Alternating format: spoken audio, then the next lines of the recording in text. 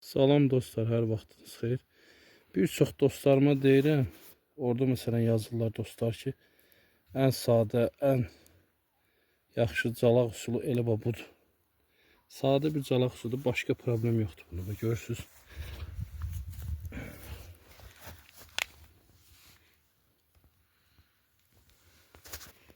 Bunu hər bir adam bacara bilər.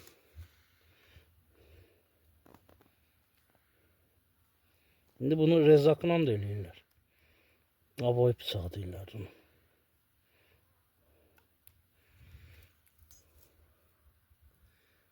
Bəs koydum bura.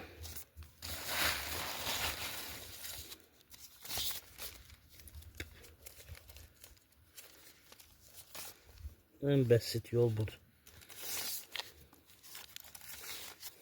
En basit çalaq. Evet. Basit.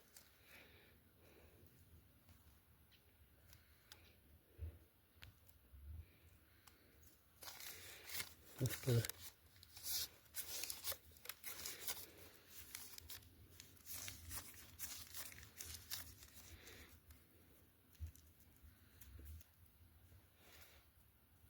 Bunu da buradan kəsirsiniz. Başlıq hissəsini buradan kəsə bilərsiniz. Buradan qarşısını vura bilərsiniz. Sağ olun, sağ olun.